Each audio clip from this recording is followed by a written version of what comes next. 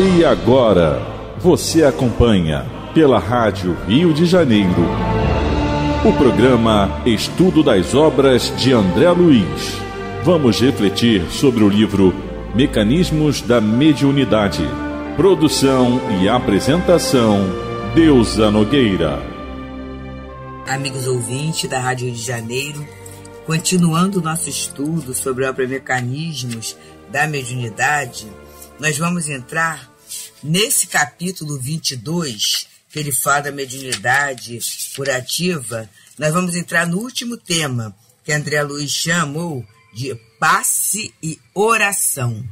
Então, a oração, ela vai movimentar, a entrada do espírito numa atmosfera superior, num campo superior de vibração, de sentimento, de pensamento, Essa comunhão com o universo espiritual, com o universo divino, como Leon Denis fala no problema do ser e do destino. Ele diz que a oração é o impulso da alma para as potências infinitas.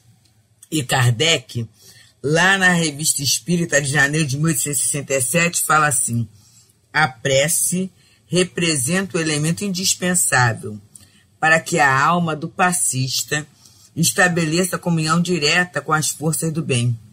Por isso, vai favorecer a canalização através da mente dos recursos magnéticos das esferas elevadas, solver do plano espiritual as substâncias renovadoras de que se repleta, a fim de conseguir operar com eficiência a favor do próximo. Então, é um elemento que ele diz indispensável, gente. Indispensável. E aí a gente começa a pensar, sobre essa prece, sobre essa concentração, que eu vou ler também outro tema que está aqui no Técnica de Passes, que é a concentração. Concentrar é reunir vibrações saudáveis, equilibradas, que serão aplicadas pelos mentores espirituais em benefício de nossos irmãos encarnados e desencarnados. Emitir radiações magnéticas equilibradas, colaborando na composição do meio ambiente, da atmosfera apropriada para o intercâmbio experimental a que nos propusermos. Muitos estudiosos do Espiritismo se preocupam com o problema da concentração em trabalho de natureza espiritual. Não são poucos os que estabelecem padrão ao aspecto exterior da pessoa concentrada, os que exigem determinada atitude corporal e os que esperam resultados rápidos nas atividades dessa ordem. Entretanto, quem diz concentrar se refere forçosamente ao ato de congregar alguma coisa. Ora, se os amigos encarnados não tomam a séria responsabilidade que lhes dizem respeito, fora do recinto da prática espiritista, se porventura são cultores da leviandade, da indiferença, do erro deliberado e incessante, da teimosia, da inobservância interna dos conselhos de perfeição cedidos a outrem, que poderão concentrar nos momentos fugazes de serviço espiritual. Boa concentração exige vida reta.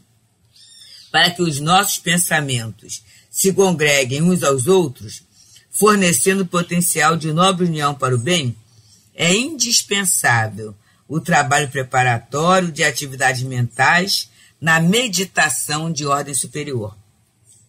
A atitude íntima do relaxamento ante as lições evangélicas recebidas não pode conferir ao crente ou ao cooperador a concentração de forças espirituais no serviço de elevação, tão só porque estes se entreguem apenas por alguns minutos na semana a pensamentos compulsórios de amor cristão. Aqui está na obra Mensageiros, capítulo 45, Federação Espírita Brasileira, de André Luiz. E aí a gente fica pensando sobre essa posição da concentração e da oração. Será que é só na hora do trabalho que eu vou me concentrar? E aí vem mais um pouquinho, Quando André Luiz fala da concentração de vida reta, porque é assim, meus queridos, a mediunidade acaba sendo, criando um estilo de vida. Porque tem um livro, até não é livro espírita não, é um livro que é um best-seller, A Força do Hábito. E aí o autor ali prova a quantidade enorme, mais de 90%, 95%, 97% dos nossos atos são hábitos, são formados por hábitos, né? São hábitos que nós estabelecemos. Então, vamos pensar bem, a gente entra na educação mediúnica. Na educação mediúnica, há toda uma orientação em termos de comportamento, principalmente em termos de comportamento mental, né? Da vigilância mental. Então, a gente está lá sendo educado, trabalhado para a nossa mente funcionar da melhor forma possível, né? É isso que está. E aí, a gente, em princípio, é para o dia do trabalho. Então, no dia do trabalho, evite aborrecimentos, a leitura de notícias escandalosas, né? A propagação, a disseminação de palavras não favoráveis. E é toda uma ordenação, são todos os hábitos que nos são trazidos. Aí, a gente começa a ter aquele cuidado naquele dia do trabalho. Mas é interessante que a partir do momento que a gente começa a se sentir tão bem, em princípio, gente, são regrinhas que a gente começa a pensar como se fosse fazer uma prova, e na verdade é uma prova, né? O trabalho é uma prova que nos apresenta.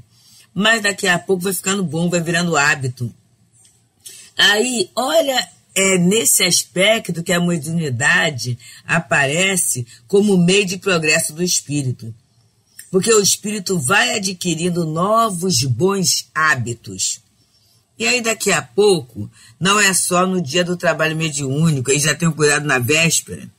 Daqui a pouco, já não é só o dia e a véspera, é o dia que se sucede ao trabalho mediúnico, porque ele se sente tão bem que ele fica querendo alguma coisa melhor. E daqui a pouco é a antivéspera, e eu sei que ao longo do tempo, o espírito ele vai adquirindo hábitos saudáveis. E esses hábitos saudáveis vão proporcionando a esse médium saúde física e saúde mental, principalmente a saúde mental e emocional. E aí a gente vê aqueles exemplos grandiosos, belíssimos, de médiuns, né? Na faixa do equilíbrio, na faixa do amor cristão, na faixa da competência, né? Na faixa da consolação. Tudo isso ao longo do tempo, vai ao longo do tempo sendo construído por essa disciplina do pensamento, né? Que vai levar à reforma do caráter, como diz Leon Denis, no Problema do Ser e do Destino. E a oração. Porque essa oração é assim, o médium ora pelo próprio médium. Vamos nos lembrar do Evangelho segundo o Espiritismo, da prece pelos doentes e obsidiados? É muito interessante e vale a pena a gente parar para pensar um pouquinho. E eu gosto muito dos prefácios, né? Porque no prefácio, Kardec coloca toda uma instrução que a gente precisa, a cada momento que está no trabalho, relembrar. Então, Evangelho segundo o Espiritismo, capítulo 28, coletânea de preces espíritas, item, eu vou começar do 77, que é o prefácio. Pelos doentes. As doenças fazem parte das provas e das vicissitudes da vida terrestre. São inerentes à grosseria da nossa natureza material e à inferioridade do mundo que habitamos. As paixões e os excessos de todos os gêneros deixam em nós germes malsãos, muitas vezes hereditários. Nos mundos mais avançados, físico ou moralmente, o organismo humano, mais depurado e menos material, não está sujeito às mesmas enfermidades, e o corpo não é minado silenciosamente pelo dano das paixões. É preciso, portanto, nos resignarmos a sofrer as consequências do meio em que nossa inferioridade nos coloca, até que tenhamos mérito para mudar de situação. Isso não nos deve impedir de, enquanto esperamos pela mudança, fazer o que depender de nós para melhorar a nossa situação atual. Porém, se apesar dos nossos esforços não conseguirmos fazê-lo, o Espiritismo nos ensina a suportar com resignação nossos males passageiros. Se Deus não quisesse que os sofrimentos corporais fossem amenizados ou dissipados em certos casos, Ele não teria posto os meios de curá-los à nossa disposição. Sua previdente solicitude a esse respeito, de acordo com o nosso instinto de conservação, indica que é nosso dever procurá-los e aplicá-los. Ao lado da medicação comum, elaborada pela ciência, o magnetismo nos faz conhecer o poder da ação fluídica, pois o Espiritismo veio nos revelar uma outra força na mediunidade curadora e na influência da prece. Vamos ver, gente, que aqui no Evangelho ele fala em magnetismo, ele fala mediunidade curadora e fala na influência da prece, né? Ele vai falando bem essa questão, para quê? Para que a gente entenda. E aí ele vem dizendo aqui, muito bonito para a gente, ó, prece dita pelo doente, quer dizer, olha como André Luiz falou anteriormente, da vontade do paciente. Então tem uma prece para o doente, tem a prece para um doente, e a prece é 80, dita pelo médium curador. Então a gente está vendo aqui o trabalho da cura, o trabalho do passe, né? Envolvido pela prece. O tempo todo, o envolvimento é o envolvimento da prece. Então é essa força da oração, não é, gente? Não a força mística, mas a força de comunhão de pensamento, a força de uma melhoria do ambiente fluídico em que está o paciente, né? Principalmente naqueles casos em que a gente muitas vezes faz a visita fraterna. E aí o grupo chega na casa do paciente, né? No hospital ou no recanto em que a pessoa está. E a gente sabe que ali a vibração é de dor, muitas vezes da reclamação, da inconformação, da intolerância, da dificuldade. E aí a gente convocar a essa prece, né, uma prece coletiva, a gente convocar o paciente a se manter em oração, né, mas oferecendo a ele, gente, os elementos, porque muitas vezes a criatura não foi acostumada ao hábito da religiosidade, porque a oração, ela está ligada, não à religião, mas à religiosidade, à espiritualidade, né? E às vezes a pessoa não é acostumada. Então, nesse momento, trazer sempre a ideia de Deus, né? Que é uma ideia geral, para ver se a pessoa tem essa ideia de Deus, né? Da providência divina. Se for um lar cristão, ou alguém cristão, trazer a ideia de Jesus também, e a partir daí convocar a criatura a pensar, a meditar, né? Talvez até alguma parábola, alguma passagem, né? Alguma coisa que ocupe a mente da criatura superiormente.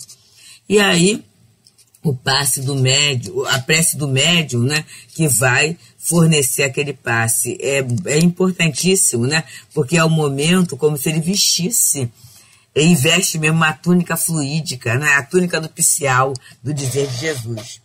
Então nós estamos aqui pelas ondas fraternas da Rádio Rio de Janeiro, nesse belo momento em que a gente está estudando as obras de André Luiz, nesse momento assim estudando mecanismos da mediunidade, do próprio, através de Francisco Cândido Xavier e Valdo Vieira, e encerrando esse capítulo 22, que ele fala da mediunidade curativa, no subtema passe e oração.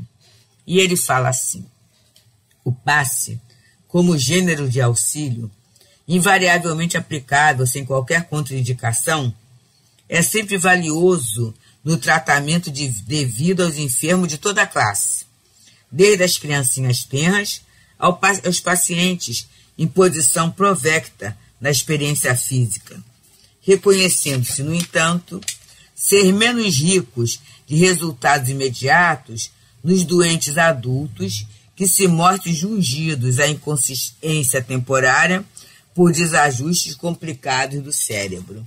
Então aqui ele vem falando da questão da doença mental.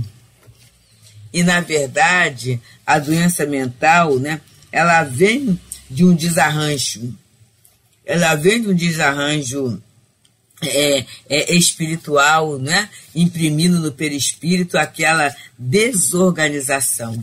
Muitas vezes, por uma necessidade de tolimento, então a criatura precisa vir com tolimento no seu raciocínio, no seu pensamento, para um aprendizado. Eu não vou falar em punição, não.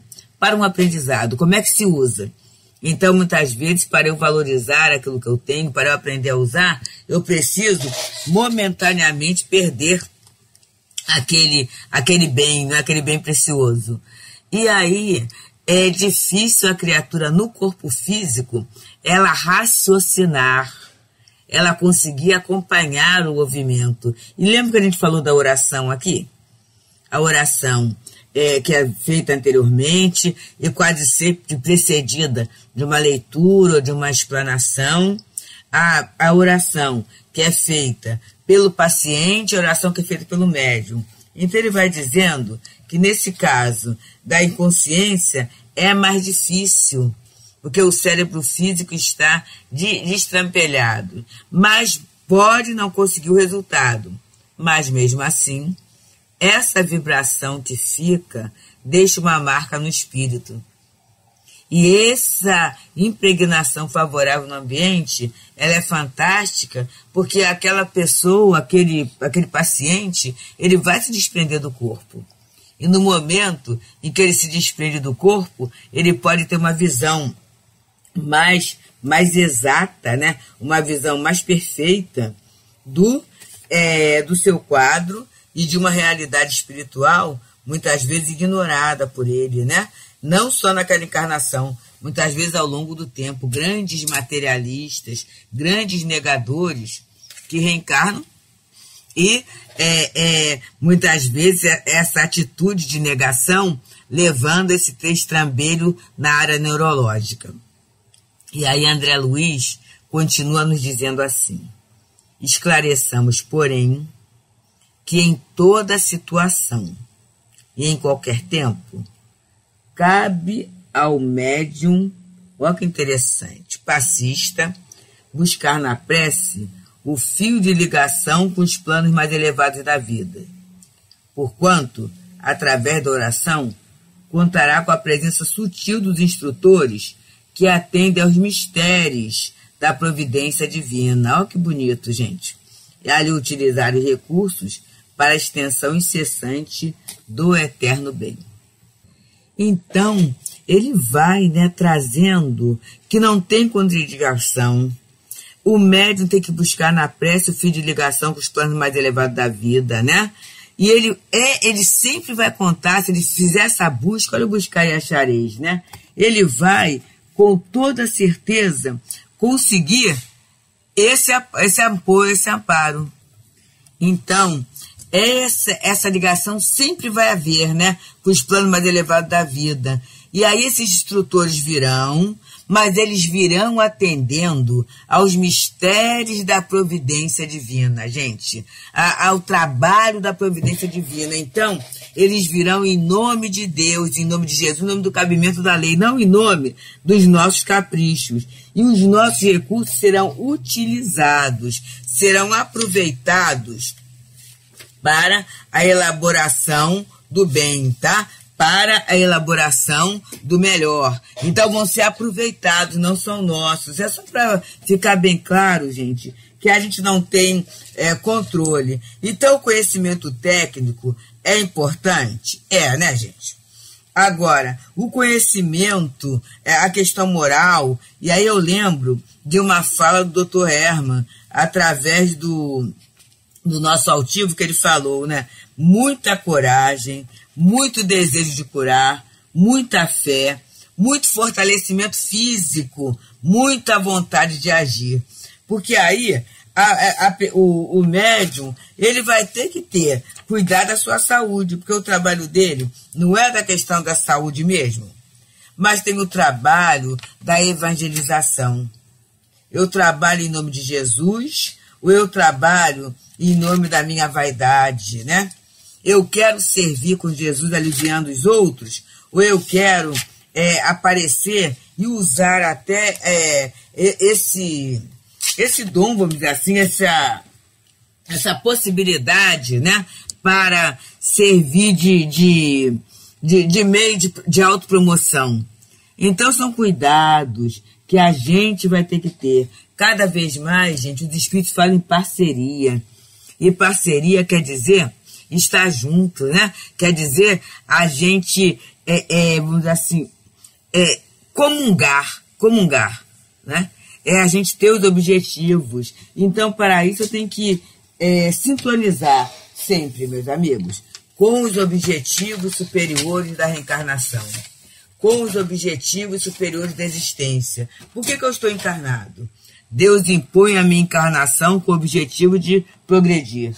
Quando Deus dá a tarefa, Ele dá os meios. Quais são os meios que a providência divina coloca ao meu dispor? A mediunidade. Como é que funciona essa mediunidade? E aí eu vou ter a noção geral. Aí vem outro item. Como é que funciona essa mediunidade em mim? Outra questão. Como é que essa mediunidade funciona em mim? Qual é a percepção que eu tenho dessa mediunidade em mim? Porque às vezes eu tenho todo um arcabouço teórico e eu fico procurando funcionar como a teoria. Quando, na verdade, a mediunidade vai exigir de mim esse movimento de auto-observação, de uma profunda auto-observação, e a partir daí eu vou vendo os pontos de contato. E dentro da teoria eu vou vendo assim, o que eu preciso aprimorar, que sensibilidade eu posso aumentar, que sentimentos eu preciso cultivar, quais são os trabalhos que eu posso fazer, não é? Pessoas que têm as mesmas características mediúnicas que eu tenho e que trabalharam muito bem. Como é que eles agiam, como é que eles pensavam, como é que eles sentiam, né? Como é que a vida deles transcorreu? Tiveram dificuldades como eu? Interessante, né? Passaram por testemunhos. Será que eu já consigo ver que os testemunhos porque eu passo? Ou as situações vão acontecendo todas emboladas? Embaralhadas. Como é que eles se organizavam para o exercício mediúnico? É nisso, gente. É nesse momento em que a atividade é exercida em conjunto, em que a atividade patrocinada por uma casa espírita séria, em que a atividade que é feita dentro desses padrões de Jesus e da doutrina espírita encontra facilidade. A gente, graças a Deus, tem essa quantidade de médiuns que descrevem o fenômeno. É claro que cada um é diferente, mas a gente tem base. A gente tem pessoas que têm a humildade de contar seus desafios, suas dificuldades. Então, isso aí, para nós, serve de estímulo. E a gente tem também, dentro das pesquisas, os resultados. Aqui em casa, em família, nós falamos assim sempre. Como a gente deve a medicina espiritual, né? Como a gente deve a essa medicina espiritual, como a gente deve a esse apoio, esse amparo anônimo, gratuito dos espíritos em relação a nós.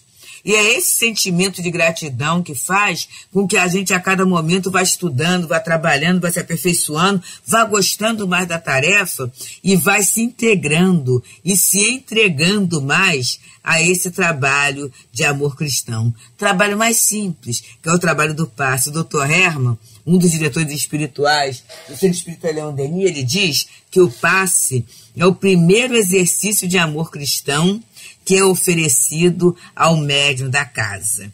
E eu lembro do nosso querido Nestor, que era aquele companheiro que treinava a gente para a tarefa do passe. Ele fala assim, Deusa, eu fico tão triste quando aqueles médiuns, né, que se colocam numa posição de muita importância e deixam de dar o passe.